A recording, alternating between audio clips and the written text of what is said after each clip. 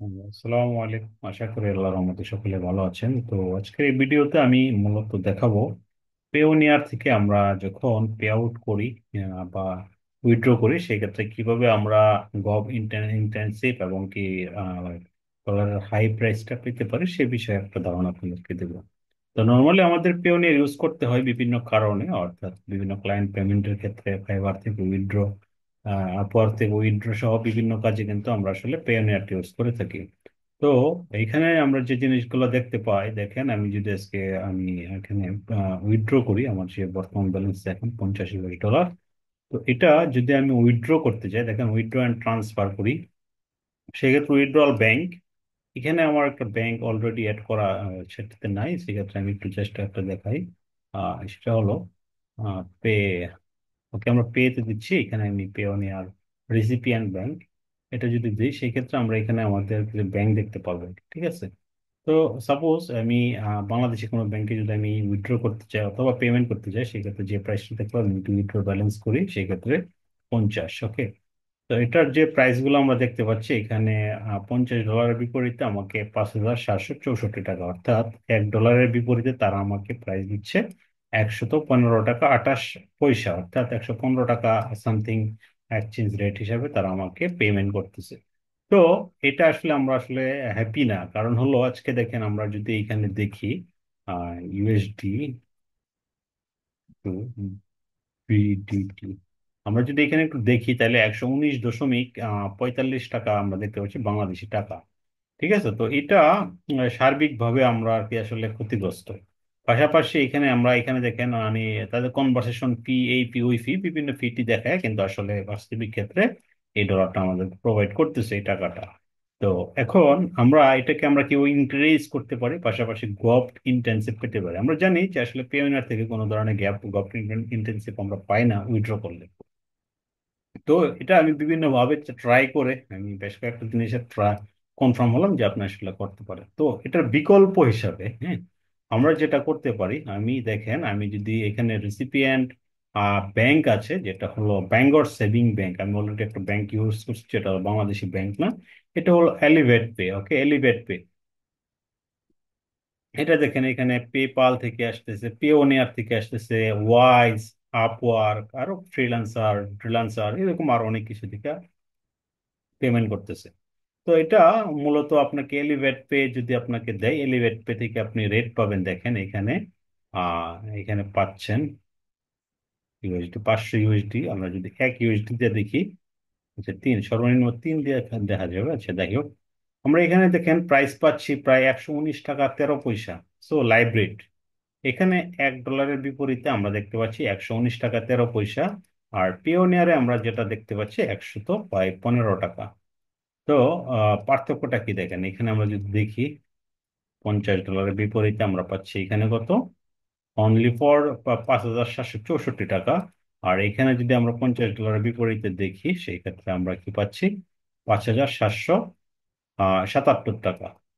এখানে $1.5 তারা আর কি ফি নিচ্ছে, 5,700, আর এখানে 5,764, মোটামুটি এখানে আর এখানে মনে করেন যে সমান 64 আর 77, বাট এখানে আমরা গভট ইন্টেন্সিভটা পাবো আর কি।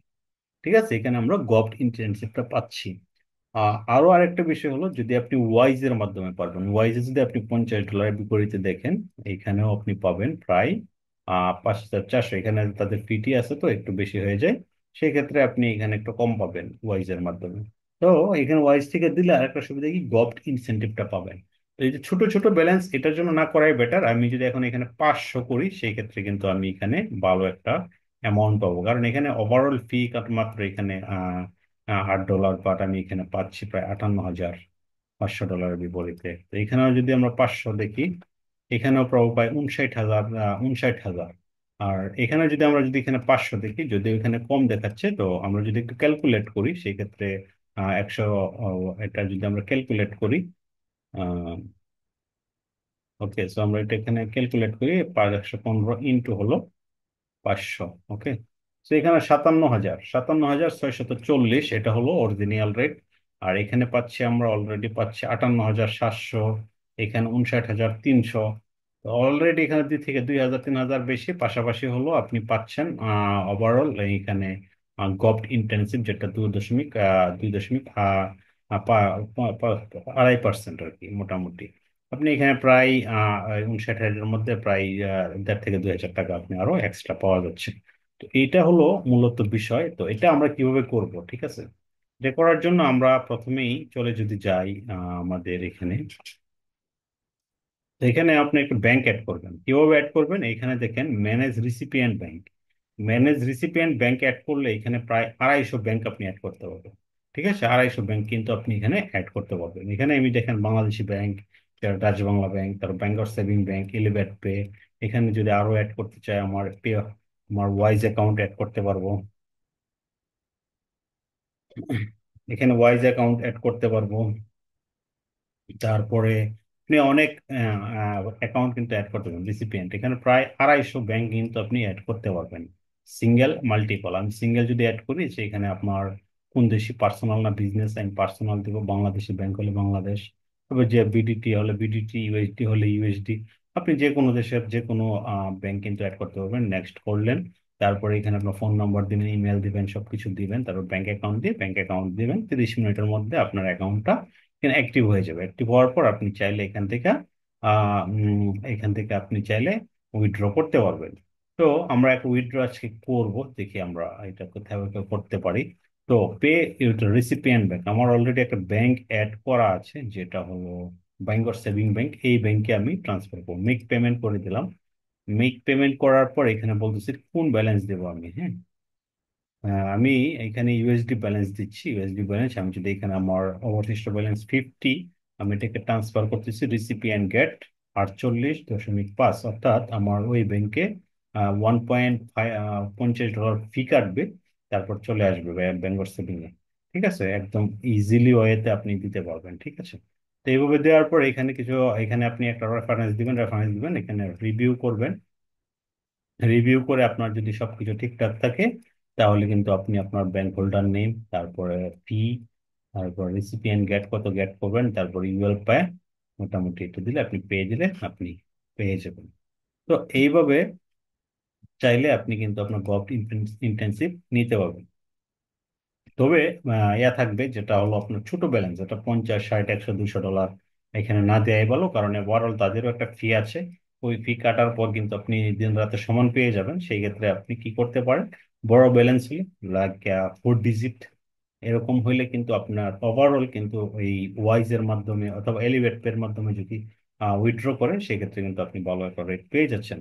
তারপর আরো একটা সুবিধা যেটা হয়, আমাদের অনেক সময় কি P2P অফ থাকে, অথবা সরাসরি ব্যাংকে নিতে হয়। সেই ক্ষেত্রে কোনো ধরনের ওয়ে থাকে না এটা ইনক্রিজ করার। সেই ক্ষেত্রে আমরা এই এই পদ্ধতিটা ফলো করতে পারি। এই পদ্ধতিটা ফলো করলে আমরা আমাদের যে ডলারের যথাযথ দামটা আছে, ওইটা কিন্তু আমরা উইথড্র করতে পারবো। তো সেই ক্ষেত্রে আপনাদের একটু কষ্ট করতে হবে, কারণ এলিভেট পে এখানে একটা অ্যাকাউন্ট অ্যাপ্রুভ করা অনেক কষ্টকর ব্যাপার। আর ওয়াইজ বর্তমানে আসলে বাংলাদেশে অ্যালাউ করে না। যাদের অলরেডি আছে তারা ইউজ করতে পারবেন অনায়াসে, আর যাদের নাই তাদের তো আসলে কিছু করাই থাকবে না, সরাসরি আপনারা ব্যাংকের মাধ্যমে এভাবেই নিতে হবে। ভালো থাকবেন। যদি মনে করেন আপনাদের বিন্দু পরিমাণ আহ বিষয়টা উপকার হয়েছে ভিডিও, অবশ্যই শেয়ার করে দিবেন, আর লাইক করে দিবেন, আর চ্যানেলটা বলে সাবস্ক্রাইব করে দিবেন। থ্যাংক ইউ, দেখা হচ্ছে পরবর্তী কোনো এপিসোডে। সে পর্যন্ত ভালো থাকেন, সুস্থ থাকেন, আল্লাহ হাফিজ।